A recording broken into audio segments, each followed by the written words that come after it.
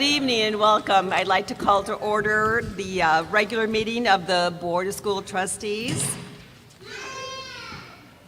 Item 202 will begin with the pledge, and I believe we have Peyton Kring leading us. Peyton, by yourself, or do you have an entourage with you? Please stand. Please stand.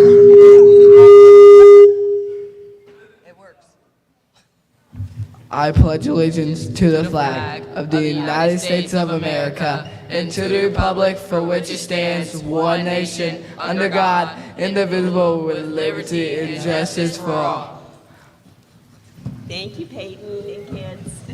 You're welcome. Thank you for having me here today. Wonderful.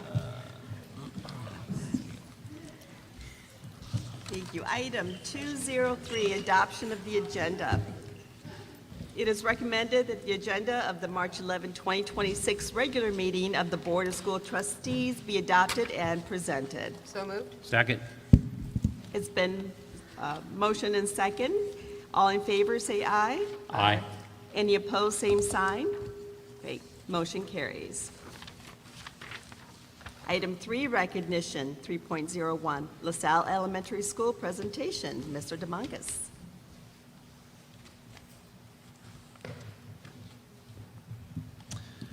Good evening, President Lehman, members of the board, Dr. Stevens, distinguished guests. Welcome to LaSalle Elementary. I'm going to actually turn it over to a couple of our sixth graders. So Amira King, and a pitch hitter for tonight because our other MC was unable to make it. Leon Schaefer's coming in cold. So everything he does is unrehearsed and it's going to be great. So I'm gonna bring those two up now, okay?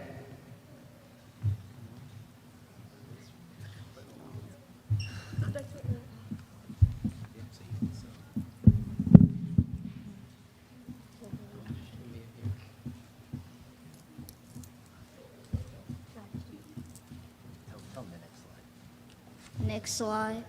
All right.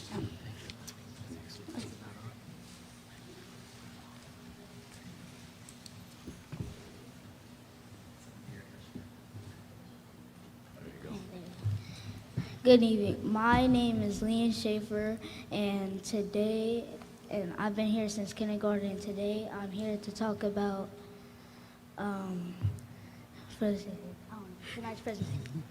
Good evening, President Lehman, members of the board, and Dr. Stevens. Welcome to LaSalle Elementary.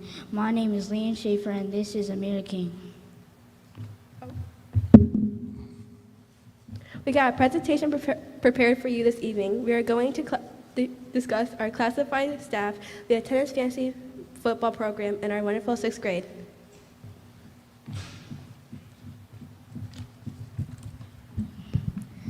First up, we have our principal, Mr. DeMonkus, to talk about the attendance fantasy football league. All right, good evening. Can I just get a show of hands of how many of you have ever played fantasy football? Okay, good. Wow, disappointed. Look at this, one. Out of here. Sorry. That's okay. So everything I'm going to say is probably Greek to you, so I'm going to go real slow. So we did a 7-week program. We focused on 144 students, so it ended up being 24 staff members, and they each had 6 kids. So that's how we got to 144. It did have the 48 most chronically absent students involved, but also a mix of the other 400. And so it was a system that we developed to track and gamify, and so we're really excited to kind of share how that went. Amira, next slide. We got a sixth grader with the clicker. It's great.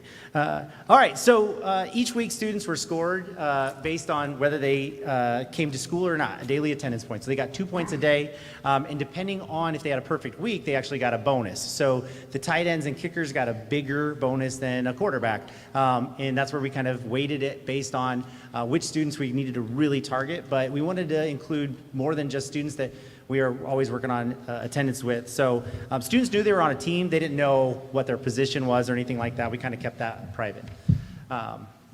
slide. Perfect. So it ended, so it was 7 weeks, and there was a regular season, and then we had it divided into 3 tournaments at the end of the season. So we had 3 tournaments. Mrs. Romanzi, who's in the house, she was her team name was Turns Up for What? And she was the Lasalle Tournament of Champions champion. Mr. Hoppers, also in the house. He was the I Swear We Were Here team, and he was the wild card champion. And Miss Zimmer, her team name Never Missed a Day, allegedly, was our underdog champion. It was really exciting because we had teams that had not won, got to the playoffs, and just started moving on, and things like that. Next slide, Amira. And so it had live scoring. It really built in a check-in system where we were able to track it. There was a lot of trash talking going on. The draft was intense. And we had fantasy football players, and we had some that have never played before. So the staff really got into it, and it was really exciting to me to build that camaraderie among each other. But also, I saw a lot of just really great things going on with the grown-ups. There was, with fantasy football, there can be, hold on, I'm there, she's good. You're all right, you're good.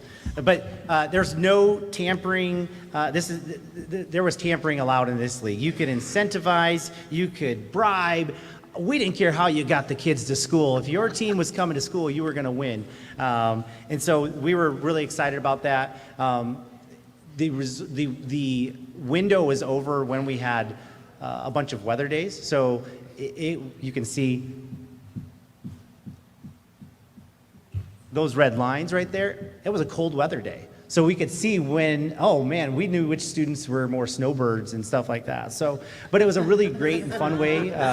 We're hoping to replicate it. A couple staff wanted to do a late spring season, but we'll probably wait till next year for that. So I'm going to turn it back over to Amira.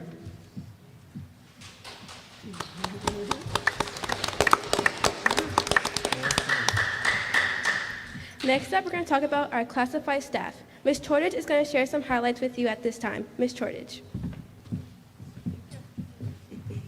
All right, good afternoon, and we're starting strong. So we're beginning today by recognizing our exceptional kitchen staff. As you can see in the picture, this team works tirelessly to nourish and feed over 380 students for breakfast and just as many for lunch daily.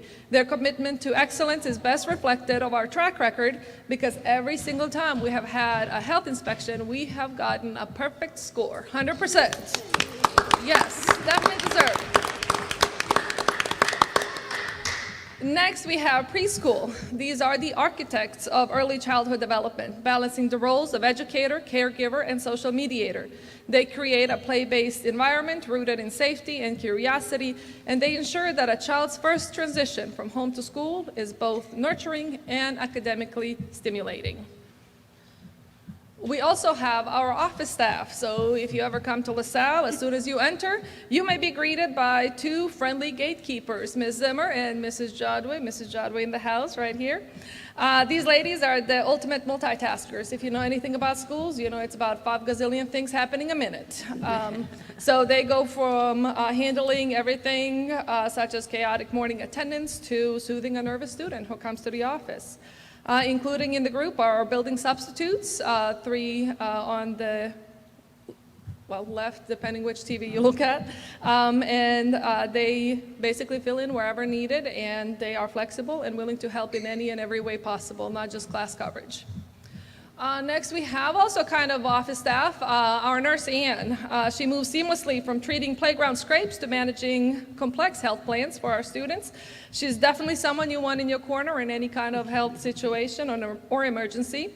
And then on the other picture, you may think that we have hired a security guard. Don't worry. They're not on payroll, that's just our tech assistant. He is actually greeting students in this picture during arrival, and he really helps, Mr. Weber helps with any and all tech questions, and those range from missing, quote unquote, Wi-Fi signals to kind of mysterious disappearance of teachers' cursors, because that can happen. Next, we have our intervention assistants, and we have 4 at Lasalle. These are the people, our lovely ladies, who provide targeted and personalized support to students who need to bridge the gap between struggle and success. Through their hard work and dedication, they work tirelessly, and they turn stumbling blocks into stepping stones across all grade levels. Next, we have custodial staff. Those are more intervention assistants. And then we have our custodians, whether they are wrestling with a boiler that may or may not predate the internet, or investigated a mystery puddle in 3rd grade hallway that may be of greenish brownish color. Our custodians tackle the literal messes of life with the stoic patience of a saint and the specialized gear of a hazmat team.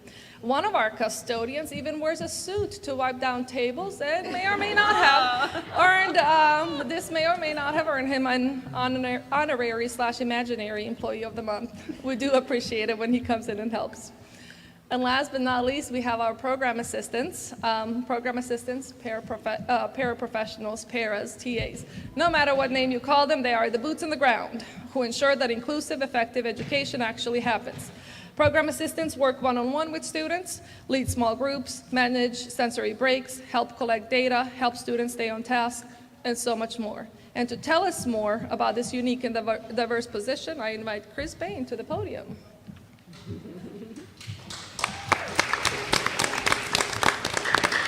Hello, everybody. Welcome to LaSalle. My name is Christine Bain. I am known as Miss Chris here at LaSalle. I've been a PA for 13 years, the last 2 being here at LaSalle. I would have to say that I love these kiddos with all my heart. I feel like I'm a grandma of hundreds. If I won the lottery tonight, you'd still see me walking through those doors tomorrow because I really love what I do. This year, I have the privilege to work with Jennifer Allen in a specialized classroom. We work with kiddos that struggle in a general ed setting. So we try to provide some extra help for them and get through the day. I've been blessed to work with an extraordinary staff of teachers and paras. Very, very blessed. You have a good group of guys here. In the specialized classroom with Jennifer, she has given me the opportunity and the trust to come up with some activities for the kids and some lesson plans. And I like to do art with the kids. They do get to miss out on a lot of specials.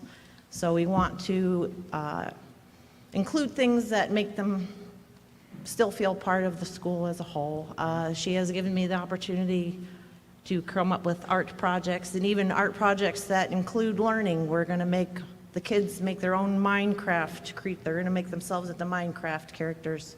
And we're going to learn area and perimeter out of all the little blocks that we use. I am learning tremendous things every day from the staff and the kids. I've learned a tremendous amount this year with compassion and patience and forgiveness. When I was a kid, not to give too much information, but when I was a child, I had a rough childhood, so I empathize with a lot of the students here.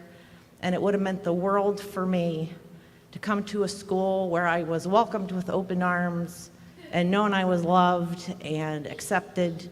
And it would have really, just a hug or a good morning, even an I love you. Some of these kids just need to hear that they're loved. And that is the reason I am here, is to offer these kids what I needed as a child and what I think everybody needs love, they need acceptance, they want to be heard. And I'm hoping that that's what I provide for them every day. Thank you.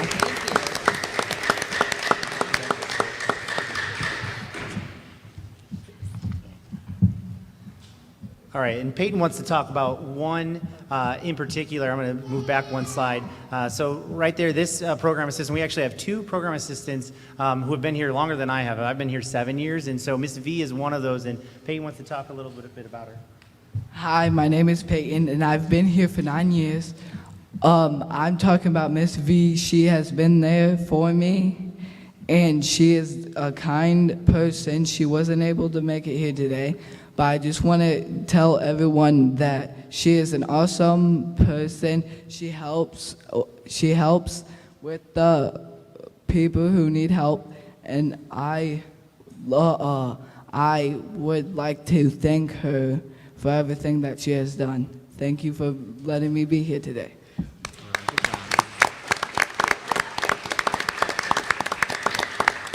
Yeah. And when we told the staff we were kind of highlighting the classified staff, I kind of asked, if there's anything that they wanted to share or whatever, because not everybody wants to come up and talk. But Miss V did share one, and I think this is just an incredible story, not only for our school but for our district. So this is a picture of Jersey. Jersey is a first grader, and here's what Miss V said. If I were to tell the board about LaSalle School, it would be that we know and believe that one day our students will shine. It took a year and a half to learn to color and 17 more days to draw a picture of her family. Mrs. Shuby, Mrs. Zimmer, Miss Whitley, Mrs. Thompson, and a lot of program assistants helped accomplish that small goal. Jersey reached a major life goal. So just an incredible impact that so many of our staff have. When we think of schools, a lot of times we think of teachers, which is really important. But we have over 40 classified staff here, and it's really, really important. They help keep us together. So I'm going to call back up Leon, who's going to bring us to our next section.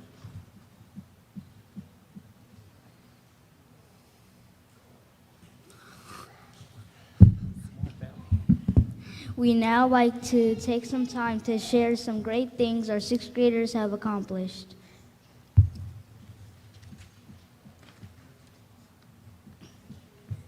We had the opportunity to challenge an NFL player to Are You Smarter Than a Sixth Grader? Miss Pinter's brother, Danny Pinter from the Indianapolis Colts, took us on. It was a lot of fun. We tried to help him, but we still beat him.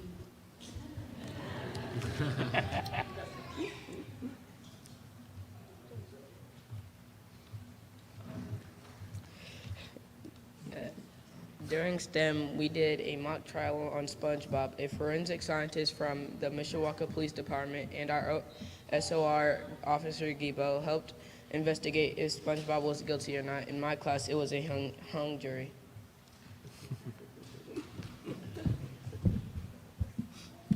In STEM, we partnered with Hacienda for an amazing art project. If you'd like to check it out, it's at Hacienda on Lincoln Way.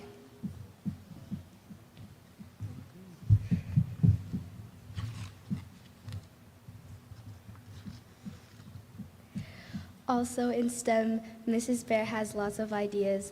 We built towers out of index cards. We could bend them and fold them, but we could not use tape or glue. Amaya and I won the competition in our class.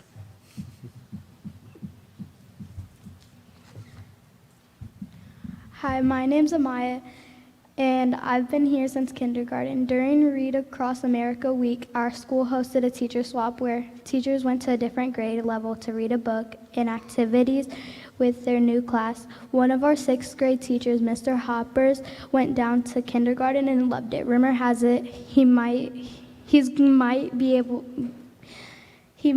going to be a new kindergarten teacher next year.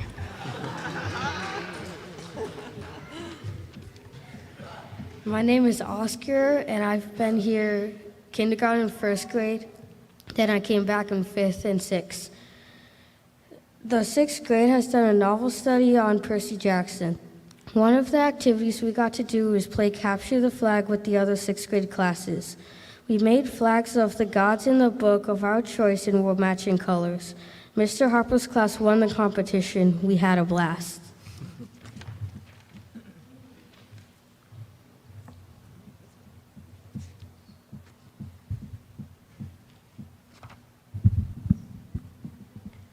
My name is Darius, and I've been here at LaSalle for 3 years. During library time, sixth graders designed spiritware. The school voted on the top design to be printed on a shirt and sold for a fundraiser. J.C. Larison was our winner.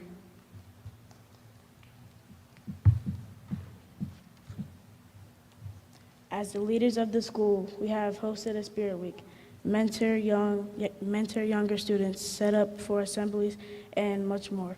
What are you all going to do without us? So as I said before, one, can we give it up for our sixth graders? Excellent job.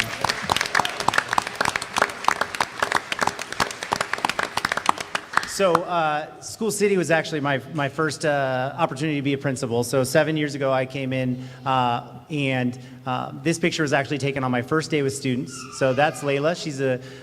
She was a little nervous and she was crying and I kind of was like, hey, let's take a selfie. She was the first ever Lasalle selfie.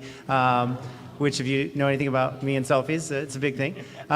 So Layla and I actually made a tradition where we took a picture every first day of school. So through the years, we've captured it.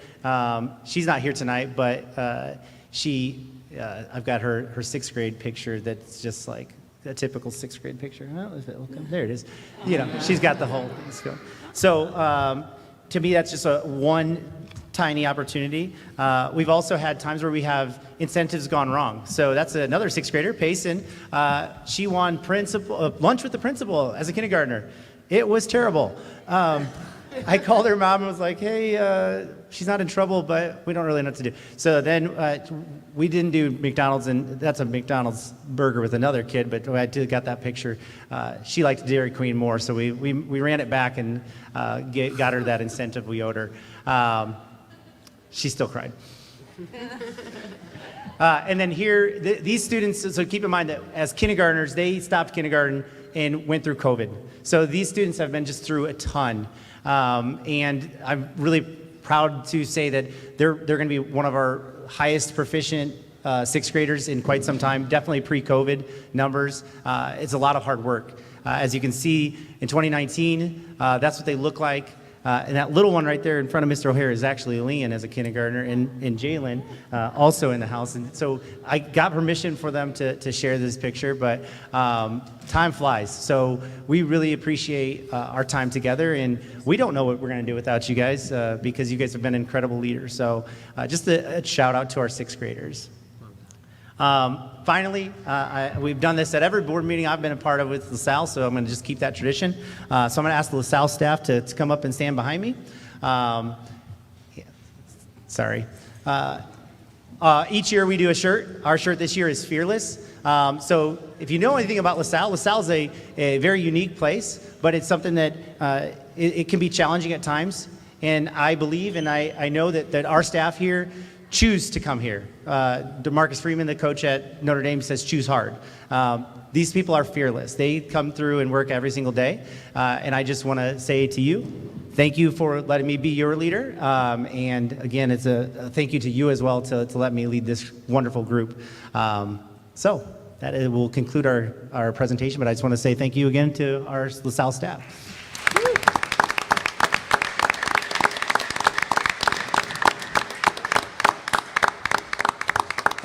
And Amira and Leon, you guys did a great job. Excellent job.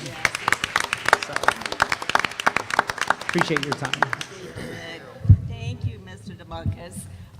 Gosh, popcorn and a lesson in fantasy football. I mean, what else? Does anyone else like to say anything?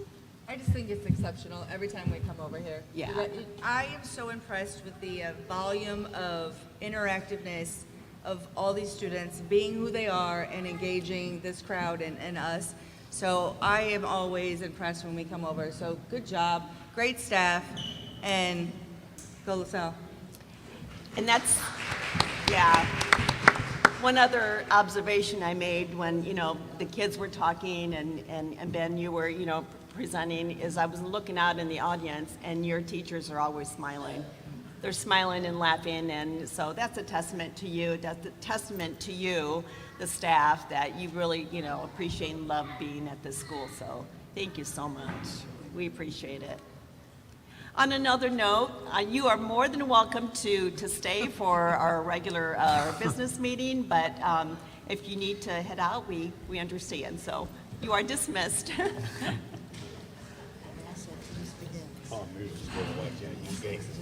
At 6:30.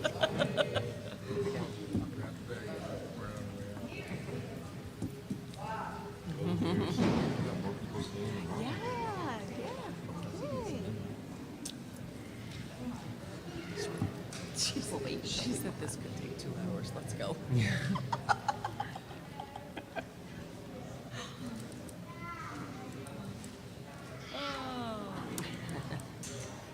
I love it. He does such a good job. He is top-notch. Yes, he is. If they made them all that way? Okay, moving on. We're on item 4, comments and questions from the floor. 4.01, representative of the Mishawaka Parent Group. We have none. 4.02, representative of school employees. 4.03, representatives of the Mishawaka Education Foundation. And I'm here on behalf of Jane Wright. She just wanted me to remind everyone that the Major Saver cards are for sale now. You can go to the MEF website and purchase your digital card, or you can, if any of our students approach you, please buy 1 or 2, or, yeah. So, thank you. 4.04, general public. We have one person that is speaking tonight, Hope Eck. Go ahead and come to the podium, and please state your name and your address. Hi, my name is Hope Eck, and my address is 11222 River Oaks Lane West in Osceola. And I'm actually here just to introduce myself. Thank you, President Lehman, the board, and Dr. Stevens. I am actually the school health liaison for the Department of Health with St. Joseph County, but I do have the privilege and honor of having served as one of your school nurses. So I really enjoyed my time at Hums Elementary. Hi, Mr. Yohe. But now I'm here, so I just wanted to introduce myself. We are supportive staff for the different, all the schools in St. Joseph County, including School City of Mishawaka, and you already have a very robust and healthy program. It's been a pleasure and an honor to go into, I've been visiting all 116 schools in St. Joseph County. I think I've been to all but 22 now. I'm always greeted just with smiles and welcome, and also the safety measure. They make sure they screen my ID badge and my tag and everything. I do want to point out for Lasalle Elementary that the nurse Ann, Mrs. Snyder, she goes above and beyond. I will give as an example some of the services we provide are, February was National Children's Dental Health Month. So we provided for every kindergarten and first grade classroom that was interested dental health training, as well as a free dental health kit. Nurse Ann, instead of just forwarding my flyer to the teachers as we asked them to do, she actually went, grabbed them, and scheduled all 7 classes, including kindergarten first, and I think it was pre-K or Head Start, so that they could all participate in that. And then when I arrived to the building, she escorted me to where I was going, and then followed back up to make sure I could get where I was going. And that is not uncommon of the service and treatment that I've received at Lasalle, so congratulations. Some of the other things that we offer, the mobile vaccine clinic, we offer help with communicable diseases or infectious diseases. For example, we're keeping a close eye on measles as it's going through the country and unfortunately ramping up a little bit right now. So I just wanted to introduce myself. Like some of you, I have received your email addresses, and so you may hear from me occasionally, and I enjoy hearing back. Sometimes it's, hey, remove me from this email list. But I just wanted to introduce myself, and so you could put a name to a face should you see those emails come across your desk. Wonderful, thank you. Yeah, thank you. Thank you.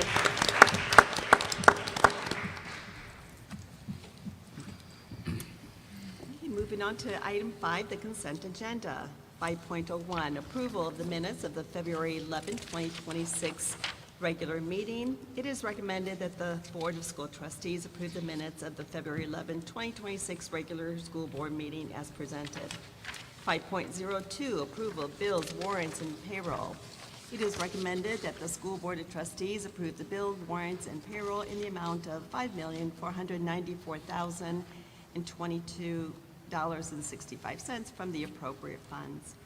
5.03, approval of the January bank statement reconciliation report. It is recommended that the Board of School Trustees approve the January bank statement reconciliation report as presented. 5.04, approval of donations. It is recommended that the Board of School Trustees approve the donations as presented. 5.05, declaration of obsolete property. It is recommended that the school board of trustees declare the items listed as surplus and allow of their disposal. 5.06, approval for overnight field trips. It is recommended that the Board of School Trustees approve the overnight field trips as listed and presented. 5.07, approval of position descriptions. It is recommended that the Board of School Trustees approve the position descriptions as presented. 5.08, approval of the consent agenda. It is recommended that the Board of School Trustees approve the consent agenda. So moved. Second? I have a motion and a second. All in favor say aye. Aye. Those opposed, same sign. Okay, motion carries. Thank you. Item 6, reports and discussion items. There are none.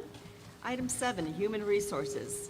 7.001, personnel report. Mr. Laban. Thank you, President Lehman. This evening, we're recommending the appointment of 6 classified positions and 7 extra duty assignments. Also on the personnel report this evening, you will see reflected 1 administrative appointment for your consideration, and Mr. Nathaniel Thompson as the Data Systems Administrator in our Technologies Department. Mr. Thompson comes to School City of Mishawaka from Doolin School Corporation in Chesterton, where he served in a similar capacity. And prior to Doolin, he served at Portage Township Schools as a systems analyst. So we are excited to welcome Nathaniel to the SCM family. We look forward to his contributions as part of the technology department, and pending your approval, Mr. Thompson will start with SCM on March 26th. Additionally, this evening we have several retirements that I'd like to take a few moments to acknowledge. We have actually 8 this evening. So first up is Miss Tracy Imes. Tracy is retiring after 25 years of service to the corporation as a cornerstone of the Exceptional Learners Program at the Oaklawn campus. She also provided vital leadership as a campus supervisor for a couple of years. We thank Tracy for her dual commitment to the students and to the program's success. Next up is Mrs. Darcy Kellenberger. Darcy began her SCM journey in 2001 as a program assistant before becoming an exceptional learners teacher for 19 years. Darcy is known for founding the Belief Store and growing our young adult program into one of the most highly regarded, certainly in the region as well. Darcy has spent over 2 decades fostering independence and community partnerships for our young adults in the most beautiful way possible. We're really going to miss Darcy. Next, right here from LaSalle is Mrs. Paula Mearsman. Mrs. Mearsman has dedicated 36 incredible years of service, primarily here at LaSalle Elementary School, as both a classroom and a PE teacher. Beyond the gym, Paula's impact was felt through her years, through her general just leadership across the building, her leadership with MEA, coaching and sponsorship of Student Council and Student Patrol. We celebrate her lifelong commitment to School City Mishawaka and to LaSalle as well. I will miss doing pickup lines with her when we're out there with bright red coats on, and she keeps that a well-oiled machine there amongst the others out there as well. So, next we celebrate Mrs. Lisa Pethick. Lisa is retiring after 34 years of service, most of which were spent as an exceptional learners teacher at the Oaklawn campus. As a lifelong department lead at Oaklawn, Lisa provided steady guidance to both her students and to her colleagues. We are grateful for her almost 3 decades of experience and leadership. Next, from Liberty Elementary, we have Mrs. Jan Riesel. Mrs. Riesel concludes an impressive 38-year career in elementary education, having served students at LaSalle, Hums, Liberty. Jan has been a constant welcoming presence across our entire school district. We thank her for nearly 4 decades of dedicated service to Mishawaka. Another retiree from here at LaSalle is Mrs. Kim Snyder. Mrs. Snyder retires after 36 years of service to SCM as a teacher. With specialized focus on reading, recovery, and intervention, Kim has provided generations of students with the essential literacy tools that they need to succeed. We honor her lasting commitment and her impact on our students at LaSalle. Next is Mrs. Lisa Peterson. Lisa comes also from Battelle, serves as the office assistant. Since 2019, she's been a vital support for the students, for the staff, and for the families of the Battelle community, and we thank Lisa for her dedicated service. And last but not least is Mrs. Kathy Triola. Mrs. Triola has been a member of the SCM family since 1994, serving the majority of her 32 years as an intervention assistant, again at Battelle Elementary School. Kathy's unwavering loyalty to her students and to the Battelle community has left a lasting legacy of hard work and heart. You don't often hear classified staff who are sticking around for more than 2 decades like that. And again, as I've gone through this list, the numbers that continue to stand out to me, 36 years, 38 years, 34 years, 36 years. Those are years of service that are just unprecedented and honestly just don't happen very often in today's day and age. And so, again, collectively, we celebrate each of them. We thank all of them for their many dedicated years of service to School City Mishawaka. And on behalf of the board, Dr. Stevens, myself, we wish them the very best in the next chapter. As always, happy to answer any questions the board may have, but if not, it's recommended the board approve of the personnel report dated March 11th, 26 as presented. Move for approval. Second. It's been moved and second. All those in favor say aye. Aye. Those opposed, same sign. Motion carries. Thank you. Thank you. 7.02, approval of board resolution regarding approval of special paid leave benefit for January 26, 2026 and January 27, 2026. Mr. Levant. Thank you again, President Lehman. This evening, the administration is seeking the approval of a board resolution to designate January 26 and 27 of 2026 as 2 additional days of paid leave for eligible certified and classified employees following the inclement weather that we experienced. For just a little bit of context here, the IDOE, the Department of Education, waived the requirement for the corporation to make up those days for our students. You, the board, accepted that waiver at our meeting back in February. Now, this resolution is necessary for us to ensure that the employees assigned to work fewer than 261 days don't suffer a pay loss as the result of those days being waived. Initially, when you have snow makeup days, right, the expectation is that if we add those days on to the end of the year, they're going to make up those time, make up those hours, and there will be no loss in pay. However, in this case, when you waive those days, which for all intents and purposes generally would be regarded as a positive thing, again, it does come with that sacrifice where they're expecting compensation, yet don't get it. So with the passage of this board resolution tonight, it really just ensures equity for both our classified and our certified employees and ensures that there is no loss of pay for anybody who was impacted by those 2 days. The benefit, obviously, is that we're not making up days, and the other way that we're going to strategically distribute the additional 2 days of payment will be on the paycheck that's distributed on May 1st. That is the pay cycle that covers spring break, so that 10-day window, 5 of them are our spring break, so they're not working. So we're going to give those 2 days back to them on that paycheck, so instead of just 5 days of payment, they will get paid for 7 days, and that's how we're going to make it back to them, and again, it'll be distributed on May 1st. So. Again, happy to answer any questions that the board might have, but if not, it's recommended the board approve the resolution as presented. Move for approval. Second. Okay, it's been moved and, or motion is second. All those in favor say aye. Aye. Those opposed, same sign. Thank you. Motion carries. Thank you. Item 8, curriculum, instruction, and technology. 8.01, elementary technology updates. Mr. Modlin. Thank you, President Lehman. I'll give my team just a second to get my presentation up, but appreciate the opportunity to talk tonight about the updates that we have that will impact elementary classrooms and across the district. Over the past year, we have been identifying and evaluating some ways to save money due to the impacts from SEA 1, but also making sure that we have teacher input at the forefront as we're making some of these decisions and changes to the technologies provided to them. So the first thing I'd like to talk about is just get it out there in the open and talk about the changes that will happen in the 26-27 school year. Currently, we have take-home devices for our kindergarten to 4th grade students, as well as Canvas as our learning management system. In 26-27, we will shift over to a cart-based model for our kindergarten to 4th grade students and also shift to Google Classroom. The next few slides here will talk about why we're making this decision and kind of the feedback that we've gotten, but I wanted to kind of have that at the forefront as we go through this conversation. So we started off with some survey results about a year ago. We started looking at, what challenges are we seeing in our classrooms. So we asked our kindergarten to 4th grade teachers, and they identified that classroom charging was one of their main challenges as students are bringing them back and forth to school, as well as a lot of repairs that are happening because they are moving around a lot and being used a lot, both at school and at home. Specifically, this question we focused on asking teachers if they had room for a 2-foot by 2-foot cart within 3 feet of an outlet. This maroon area here shows that 60% just said, yes, we have room. The kind of pinkish area there indicates that there were about 18 teachers that didn't think they had room for that. And that gray pie shape was a combination of a variety of responses, generally supporting that they would have space in their classroom. There's probably 2 or 3 additional no's in that. But overwhelmingly, people have room for carts. The carts that we've selected are actually lockable, so there's a little bit of flexibility where we can put that. In one of our schools, I've seen our kindergarten carts are just outside the classroom door or in a little cubby area that has an outlet. So we do have some flexibility there that we can offer with that.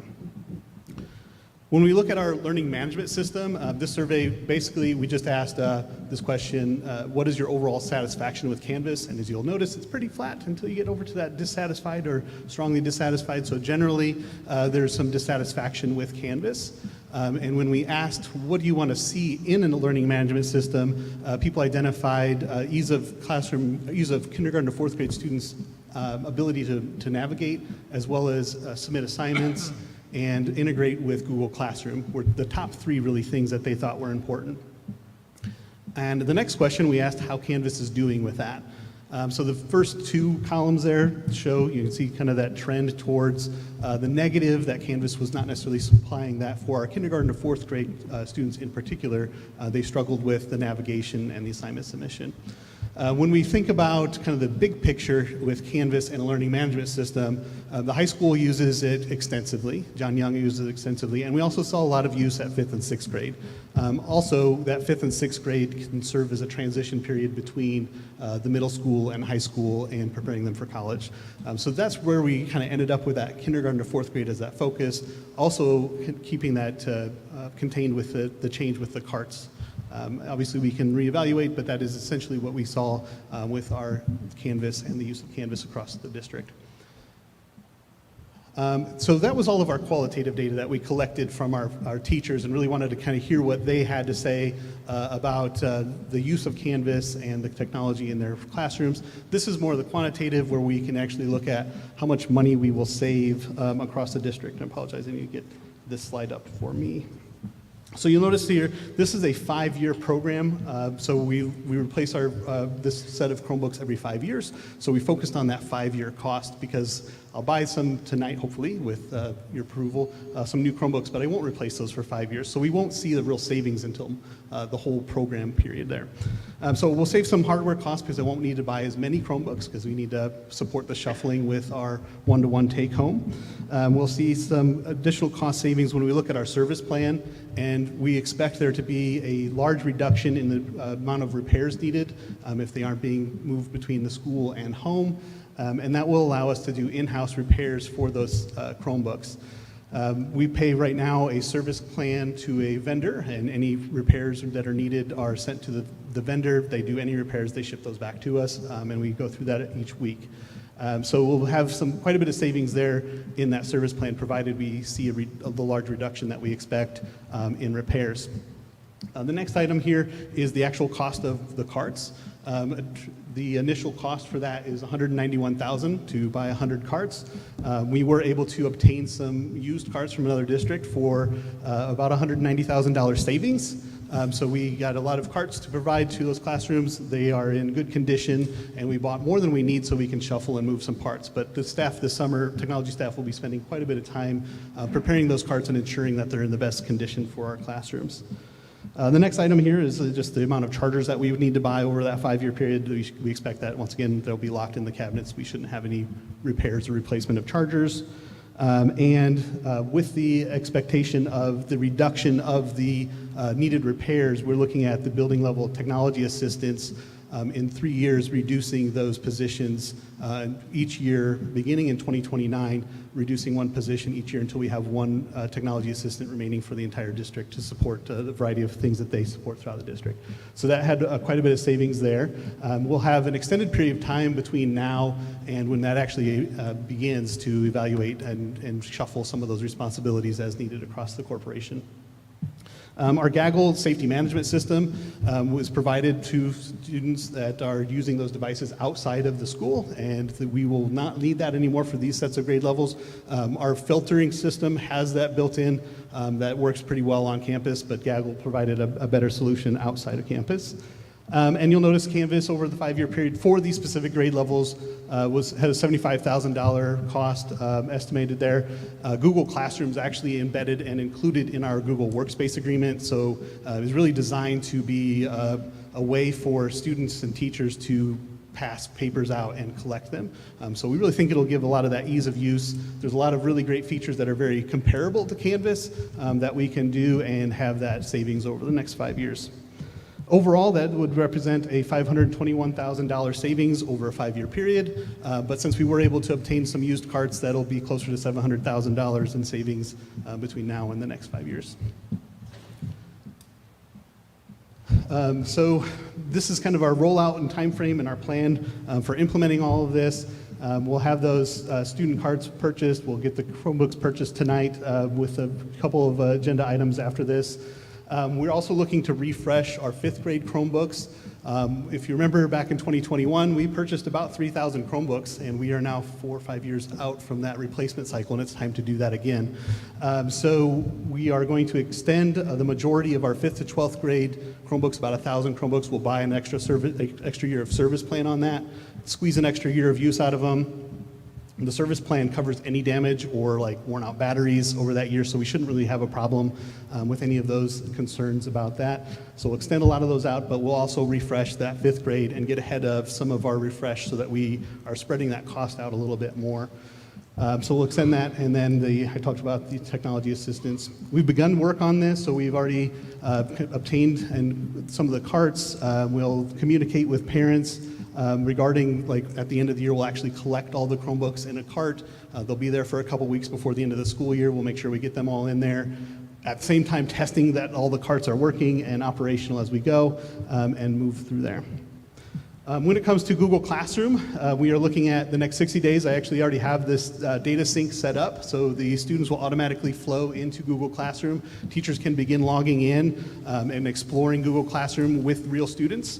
And we already have 2 sessions on our March 13th training day this Friday with 2 of our partners in tech talking about how they have used Google Classroom and some of the features that teachers can use. We will have summer lunch and learns for teachers to come in and learn about Google Classroom one-on-one with us, and then we will communicate over the summer to our families of K-4 students how they can connect their accounts and begin getting any notifications and can kind of be an observer of the students. And then we'll again have training at the Fall Waiver Day. So in conclusion, we've spent a lot of time looking at how we can save some money. We've done it with teacher input, and there are actually 2 more agenda items after this for the purchase of those kindergarten to 4th grade devices, so we can refresh those. We selected a device and saved some money by going with the same model that we already have in place. The new model that we have will be the same, so we have interoperability between screens, so we don't have to learn how to repair 2 different models at the same time. So we were able to buy some that were new stock, new old stock, if you will, so they're brand new in the box, but we're surplus now, so we were able to get those. And with that, I'm happy to answer any questions. No? Thank you for all your work doing this. Yep. Save us money. Thank you. Okay, moving on to 8.02, purchase of 2nd to 4th. We have to do that. No. The first one's information. That's okay. 8.02, purchase of 2nd to 4th grade replacement Chromebooks and licenses. Mr. Matlin. Yeah, thank you. As we presented here, we will be replacing those 2nd to 4th grade. It'll be about 1,200 Chromebooks there. We were able to get some that were that same model, so we can save time and energy as we do those in-house repairs. Move for approval. Second. Okay, it's been moved in second. All those in favor say aye. Aye. Those opposed, same sign. Motion carries. Thank you. 8.03, purchase of HP 11 Fortis Chromebooks with license and service plan. Mr. Motley. Thank you. In this purchase, we are looking at replacing those 5th grade devices. These are a newer model and will better serve that group of students over the next 4 years that they'll be used, potentially 5, if we end up extending that again. Move for Do you have a motion? Second. Okay, it's been motioned and seconded. All those in favor say aye. Aye. Those opposed, same sign. Motion carries. Thank you. Thank you. Thank you, Mr. Monlin. Item 9, business and operations. 9.01, proposed Growing Together preschool program updates for the 2026-2027 school year. Mr. Johns. Thank you, President Lehman. Good evening, Dr. Stevens and the rest of our board, and our public here tonight. Growing Together Preschool is our preschool program for School City of Mishawaka, and we would like to present to you guys just a proposal overview here. Can we get our...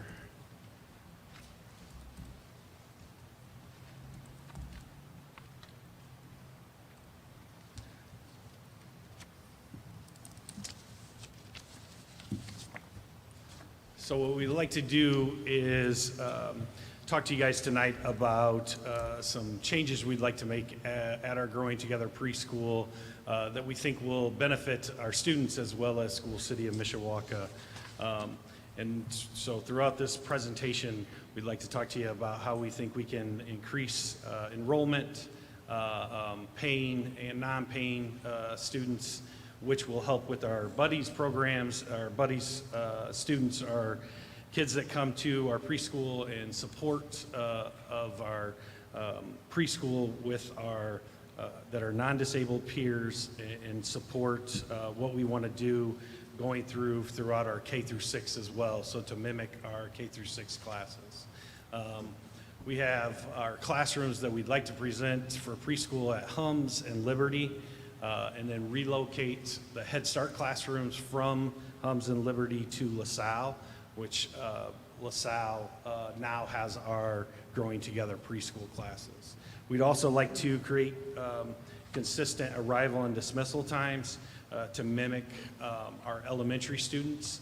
And so our Growing Together preschool students can ride to school with our K through 6 students, and then our PM class students will be able to ride home. So that should help our transportation department as well through that. And then also create consistent tuition pricing. And you'll see we'd like to have each day the same amount. So there's not a different amount if you come 1 to 5 days. So they will be consistent, the amount of days that you come. And so those are our goals that we'd like to talk to you about today and go over our overview of the preschool. Our current structure right now, we have our Growing Together preschool at 2 locations here in School City, Mishawaka, at Lasalle and Beeger. At Lasalle, we have 2 classrooms. At Beeger, we have 3 classrooms. One of the differences, our Beeger classrooms are in their own wing, right at the front of the building, where Lasalle has the classrooms kind of within the school setting, right here at the back, kind of by the cafeteria in the middle of the classroom. And then at Hums and Liberty are our 2 Head Start classrooms. Those are also throughout the building at Hums and Liberty. Our new program reassignment that we would like to do is have 3 schools represented by our Growing Together preschool. And so we would be at Hums, Lasalle, or Hums, Beeger, and Liberty. And then we would move the Head Start programs, both would be here at Lasalle. And so there would be only one location for our Head Start programs, but the same amount of classrooms that they would have in our district that we already have. So we would offer 3 schools for our Growing Together preschool, and then LaSalle would house the Head Start program. I'll turn it over to our preschool coordinator, Frankie Bender, for the rest here. Sorry. Thank you for having me tonight. So the big question is, why are we wanting to make this change? Growing Together Preschool receives federal grant funding through On My Way Pre-K and the CCDF voucher. There have been significant cuts to that program at the federal level. So we received a lot of our revenue from that grant. So as of last year, we had 13 students that received that voucher, which equated to around $110,000. This year, we only have 1 student that is receiving that funding, and so it's going to equate to around $6,000 for the school year, so that's a huge deficit for our program. So we had to figure out how to make our program more marketable for tuition-paying families. And that deficit has nothing to do with our wonderful teachers or our programming. There is more than 33,000 eligible families on the wait list right now for those vouchers. So again, we want to make sure we're offering an affordable program while also making it, going to more sites. So, do you have,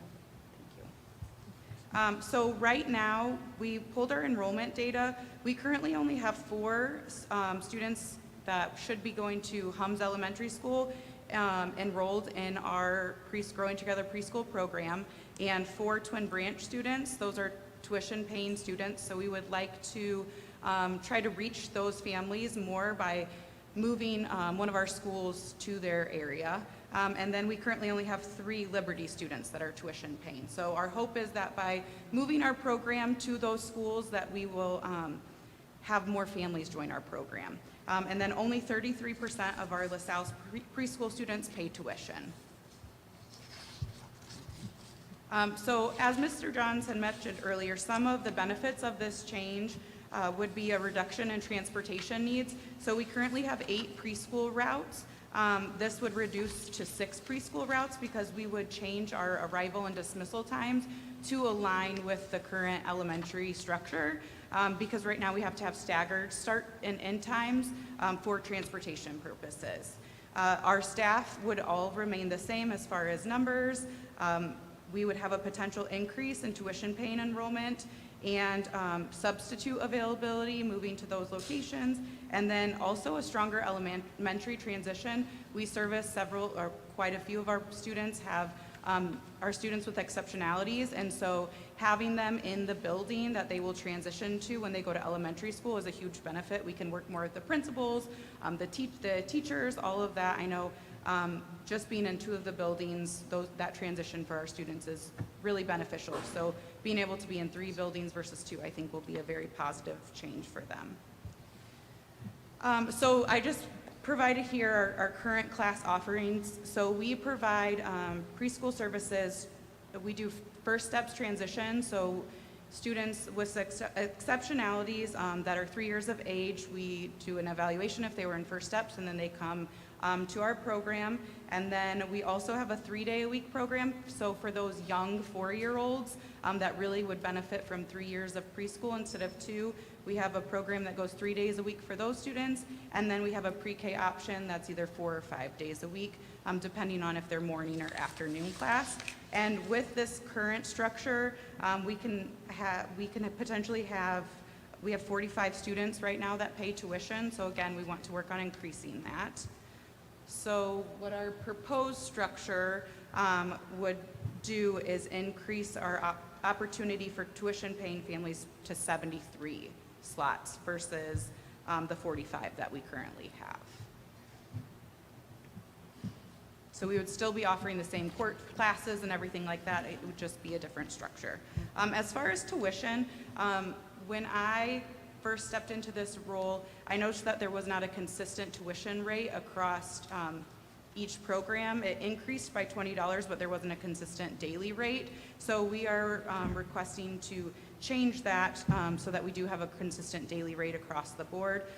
So for our 2-day-a-week program, which is our First Steps program, it would reduce to $100 instead of the $120, but again, trying to make that consistent rate across the board. And then our 3-day-a-week program would be $150, and then our 4-day-a-week pre-K program would be $200, and then the 5-day-a-week program would be $250 and per month. Sorry, that's per month. And then we also have a materials fee that's 2 times per year. So we have a fall materials fee and a spring materials fee. And then for our new proposal for class times, we also would like, right now our classes are 2.5 hours. We would like to increase that to 2 hours and 45 minutes. So we would do 8:30 to 11:15, so they would arrive the same time as elementary students. And then our PM class would be 12:15 to 3 o'clock, so they would dismiss the same time as elementary. And I'll pass it back to Mr. Johns. Some of the financial impact, we think that with the voucher loss, that we've experienced and other corporations also have experienced throughout the state, that we think that we can help that out for School City Mishawaka. This doesn't impact any of the students that we have currently in our programs. They would still be able to come to our programs, as well as anyone that would be coming next year. We would just offer them either one of the 3 schools that we have instead of just the 2 that we have. So it's keeping the same standard we have now, just at 3 of our schools. And then a more efficient cost and effective transportation. And so we believe that that would also have a benefit to our transportation department, as well as getting the students to and from school. We also will keep our current staff ratio, so we're not going to increase any additional staff.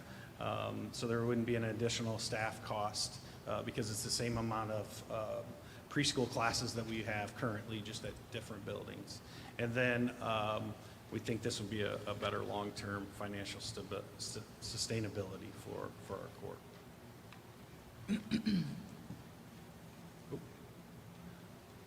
So a couple things that we're asking tonight is reorganize preschool locations as proposed, implement revised tuition structure, and then implement revised arrival and dismissal times for the Growing Together preschool for our 26-27 school year. Any questions that you guys might have for either one of us? I have a question. Proposed tuition rates, how did you develop the rates? What are you projecting as far as acceptance by the families? So we came up with rates throughout various other preschools. We are very comparable, if not lower, to other preschools, so we did look at those. We looked at school preschools mostly because we wanted to be comparable with them as well. And so we looked at area preschools in the area that has our preschools. We also looked at that these are kids that are coming to our program to support our program and then to support our population that we have as well too. And so that'll help with moving forward in our K through 12 experience. So that's one of the things that we looked at as well. The other question, I forgot what the question was. Are you projecting complete acceptance by the families? I believe we will. We haven't had many issues with our price point we're at. You know, we work with the families if there needs to be, you know, a payment plan, and so we work with them with that. We do also, if they need the voucher program, we help them to work through that. Unfortunately, we don't say yes or no to that, but we can help them fill that out and everything. And then we can provide them guidance if they need some support elsewhere too, that may be as support for their preschool tuition. So. I have a question about the first steps and the progression into the pre-K. Do most of the kids that start at the first steps at 3 years old continue all the way through, or is it half stay, or what's the? Yeah, most of our students start at 3 right after first steps, and then they'll go through until they have kindergarten, and then they go to one of our kindergarten classroom or kindergarten or schools actually in kindergarten, and we progress them through and then do the transition conference with that school. Okay. And so I would have to look, but I would imagine it's probably above 90% of our That's kids. good. Good. So I can get you the exact data. No, that's fine. I just want to make sure that Carol. Yeah, I'd say over 95%. Perfect. Thank you. Okay, so my question was, I'm seeing that we had 132 total slots available before. We can bump this up to 138. Is there more room than 138 total preschoolers for School City Mishawaka?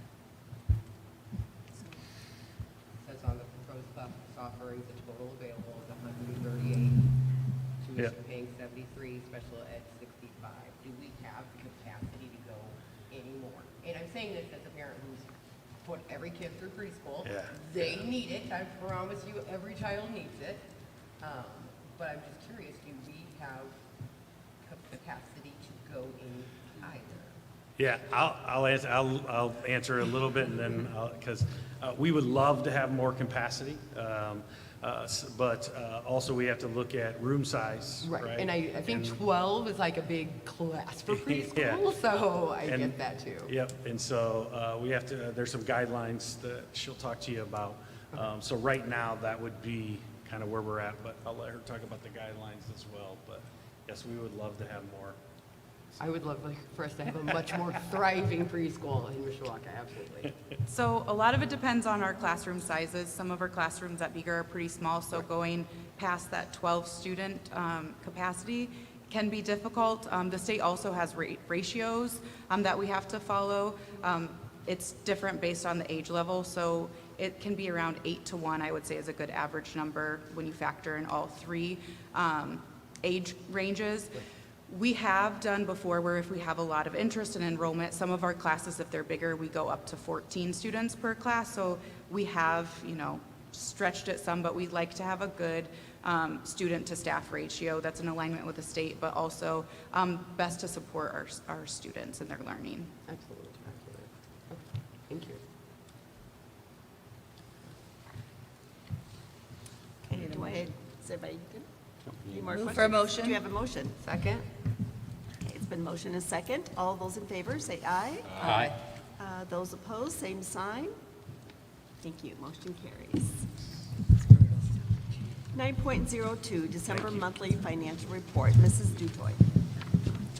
Thank you, President Lehman. Just want to give a review of the 2025 calendar budget year as it closed on December 31st. Where's that? The education fund ended with a balance of $8,685,274. It was down a little bit from 2024, but we also had some encumbrances that carried over that brought it down from 2024 that weren't accounted for in them. So they came into the 2025 year. We did collect a little bit more money than what was expected, but we also expended just about as much, so it was budget neutral. The referendum operating fund actually had a little bit of an increase of $167,632. It ended at 2025 with $2,415,841. But with our upcoming technology needs, that money will be spent as we need a new phone system and some other items. The debt service ended with a balance of $565,611. That money is just being held as our bond payments come due, and so it just sits in the account and gains interest as it can. The referendum capital debt service fund, it also ended with a $1,448,212 balance. It is just sitting there being used for bond payments as they come in until they expire in, I believe it's 2031. The operations fund, it did end in the black with $118,946, which I see as an accomplishment at this point. The rainy day actually grew. It was only at $2,142,303,000 at the end of '24. It's now sitting at the end of '25 at $3,034,149. And I did move $1.5 million to Trust Indiana, and I also renewed the CD with Everwise tomorrow at 4.1% for 7 months. Oh, good. The school lunch fund, I wish I had her luck. She ended in 2024 at $1,702,387. She's ending 2025 at $2,708,035.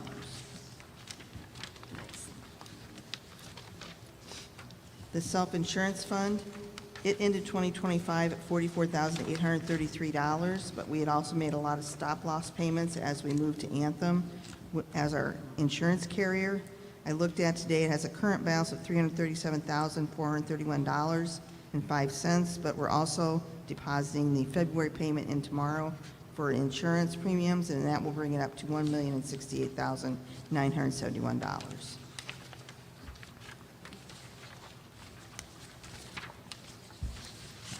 So as we're all in the black and everything, I'm pleased that we're still holding steady. Looks good.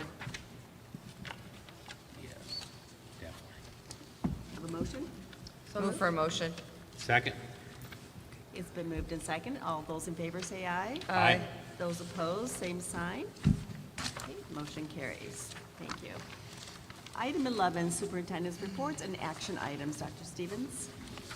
Thank you, President Parks. We're going to switch over to something fun, which would be the HUMS update. I think we have our friends from F.A. Wilhelm, looks like Patrick Allender. We're going to ask him to come up to the podium. And we've been trying to do this maybe about bi-monthly. I think our last update was in January, and now we're here at March. And so, Mr. Allender, I turn it over to you. Oh, thank you for having me. I'll figure out what direction here in a minute. So we've got a few pictures here. You can see there's some progress happening. We do have all the structural concrete in place. Excuse me. We have been working on the structural CMU, which is, you can kind of see where some of the steel's supported there. For sequencing purposes, I think the picture you're seeing here is the northwest elevation, and we've sequenced the job so we can work from north to south. So as the steel progresses to the south, we'll proceed with our interior activities on the north. So in a couple of months at this point, these pictures, you should see roofing going down. Most of the steel to the south should be close to being done. That west elevation will start the exterior enclosure. So visually from some of this stuff, you'll be able to see some changes here. But I think overall things are going pretty well. January was tough. It was a tough month, but we've resequenced some things, and I think we're going to be just fine. Am I going the right way? Yeah. Yep, so just some more pictures here. You could see some of the progress of the guys out on site. Obviously, in the wintertime, the masons, they've got a tent to protect their stuff in. You see some of the pictures of the snow that everybody loves. There's our crane set up for setting the steel. Like I said, they're working their way through sequence 2, which would be the northeast corner, and then they'll work towards the core portion of the unit. Obviously, some more CMU. That's a good picture of the crane overall look right there.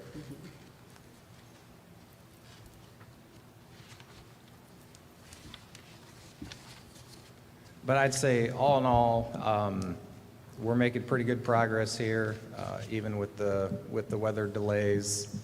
I think we're going to end up hitting our target in the end. We do have a little bit of float built in our schedule, so I'm not really all that concerned. Anybody have any questions? Yes. Yeah. Recently, there was a Freedom of Information request by the Painters Union.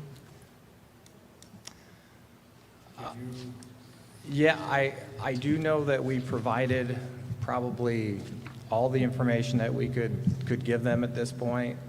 So I think my office has reached out to them to see if we can get the rest of the information that they're looking for.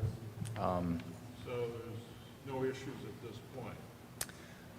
No, not that I'm aware of, no. So I can't speak to the intent of the inquiry, but we do have all of our subcontractors under contract. It was a public bid, and we awarded to the low bid, so, yeah. All right. Okay, all right. Thank you, everybody. Appreciate it. Thank you so much for the update. It's exciting driving by and seeing the change. Yes, it is. 11.02, superintendent's updates, Dr. Stevens. Yes, thank you again. President Lehman, I apologize. Old habits die hard. Of course they do. The few updates for the group. If you notice, some of our principals in the back, elementary, might be a little more stressed because this is the I Read 3 window. They all look calm and relaxed right now, but that may change. So the assessment season has certainly started up, and it's upon us. I Read 3 and, of course, the SAT at the high school and for students in the cave are all right now. And we certainly wish everybody the best of luck during a time that sometimes can be a little bit stressful. Next up, the School City of Mishawaka Distinguished Teachers. I want to talk about them real quick as we work through our annual Teacher of the Year nominating process.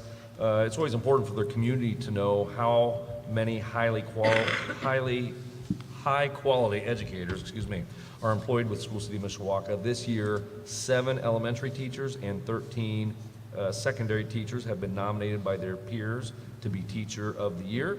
So we want to congratulate all of those individuals, and we look to find who the respective winners will be following spring break here in the month of April. And last but not least, comments for me, thanks to Mr. DeMoncos, Mrs. Chorich. So I think some of these folks may have moved on. Certainly the staff and all the students of Lasalle for hosting tonight and putting on a great presentation. I don't certainly want to speak for the board, but it's always fun to come back to Lasalle and see all the exciting things that you guys have in store for us to see, and of course all the great things you've done for the students here. So thank you for hosting us, and with that, President Lehman, that concludes my comments. If there's no questions from the board, I turn it back over to you. Okay, last item, 12, communications, 12.01, public announcements. The next meeting of the School City of Mishawaka Board of School Trustees is April 15th, 2026 at Liberty Elementary. We had a great evening. Again, if there aren't any questions, I call this meeting adjourned. Thank you for attending. I get into it with this meeting.